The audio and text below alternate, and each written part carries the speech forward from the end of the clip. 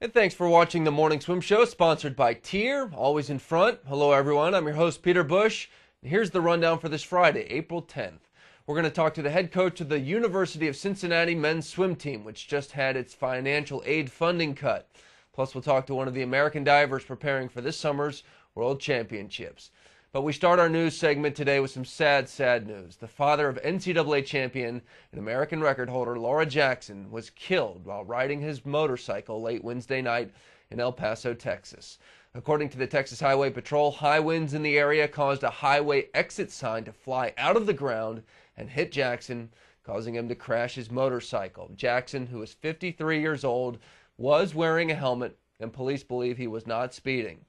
I met Keith Jackson several times in his life. He was a great guy who really loved watching his daughter swim. And on the day he was killed, he was actually helping Lara review the contract that would make her a professional swimmer.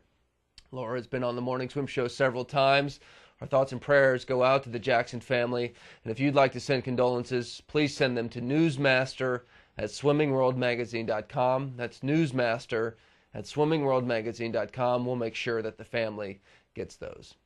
Moving over to China now for results from the Chinese nationals. At the end of yesterday's show, we reported that Zhao Jing tied the world record in the women's 50 back with a 27.67, sharing that mark with Australia's Sophie Eddington. Finishing second to Zhao was Gao Zhang, who swam the third fastest swim in history, just right behind her at 27.76. Other fast swims at the meet included the women's 200 fly, which the Olympic gold and silver medalists in that event, Liu Jige and Zhao Luang, battled for all four lengths. It was Luang who won that event at 2:05.22, a little more than a second off of Liu's world record. Also of note, 7 Chinese men broke the 50-second barrier in the 100 freestyle, with Chen Zhou setting a new Asian record at 48.73. Earlier this week, divers Thomas Finchum and Nick McCrory placed third in the voting for the U.S. Olympic Committee's Team of the Month. Finchum and McCrory were honored for their second-place finish at the FINA World Series in China last month in the 10-meter synchronized platform event. And up in Canada, a former national team swimmer is facing 4 years in prison now for running a meth lab in his house. The Supreme Court of Canada yesterday unanimously upheld a lower court ruling that the meth-making equipment that Russell Patrick put in a garbage bag and left on the curb for pickup were not on private property and thus available for legal search and seizure by the police. The police had rummaged through Patrick's garbage 6 times in 2005 and found enough evidence to get a warrant to search his home. He was convicted of possession and trafficking of meth in 2006. Patrick was a former national team member for Canada in the 1990s and held Masters world records in the breaststroke events. On a more positive note, back here in the U.S., the YMCA Nationals ended last night with the Sarasota Family YMCA winning the combined men's and women's team titles easily. Sarasota won the trophy by 194 points over Middle Tiger Y.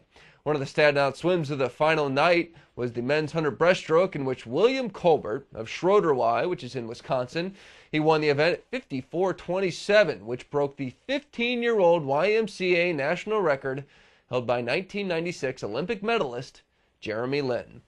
But the highlight of the meet was that battle in the women's sprint freestyles between Emily Lloyd and Margo Geer. Yesterday we showed you that classic finish in the 100 free where they tied, and today we're going to show you the interview that Josh Davis, who was there with Swim Network doing commentary, did with the two ladies after the race. We're here at the YMCA Nationals. What an exciting week we've had, and I'm here with two of the fastest ladies at the meet. Margo Geer from Springfield, Ohio, and Emily Lloyd from Severna Park, Maryland. Emily, tell me what happened in the 50 free. Y'all tied under the record, but what happened to you? I just flinched at the start, I guess, and I moved when they said take your mark, so that's a false start, I guess, and I don't know, I just finished, and I kind of thought that it might have happened. They kept saying it was unofficial, and I kind of knew it was me, and it was so disappointing, but I mean, I get over it. It was one day, move on to the next and keep going. Right. You really put that behind you so well and focused on the 100 free, and you knew it was going to be good. So tell us what you were thinking about. How did you enjoy the 50 free title, and what were you thinking going into the 100? I felt bad for Emily. I don't want that to happen to anyone, but I thought the 100 was interesting because we tied again, and when I heard the crowd, I knew either three things had happened. You know, she'd beat me by a little bit, I'd beat her by a little bit, or we had tied again. So, you know, it's still exciting either way. You definitely put on a show for the crowd, busting an awesome record by Stephanie Williams, 49.02. That's obviously y'all's best time. Yeah. So it's pretty neat to share the record. You really came on that last 5 meters, though. Tell us what you were thinking about coming into that finish. Yeah, that's what I heard. I mean, I just tried to go as fast as I could the whole race, and I guess adrenaline kicked in the last lap, and I don't know, I just like busted my heart out. Really wanted to do well and make up for the 50. This is a wonderful meet. You get an extra boost of adrenaline with the team, the cheers, the tradition here at the YMCA Nationals. Oh, definitely. The crowd is just amazing. The gate guys, I mean, they're amazing. And just the team, having 14 of us here is awesome. So yeah, it was a lot of fun. Well, thanks for putting on a great show for us. Only juniors, already 49.0. We look for many more things ahead from Margo, Geer, and Emily Lloyd. I'm Josh Davis, and you're watching SwimmingWorld.com and the Morning Swim Show. Thanks so much.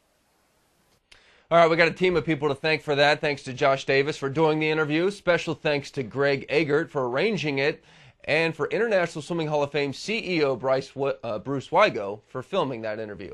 All right, let's take a quick break. When we come back, we'll turn our focus to college swimming.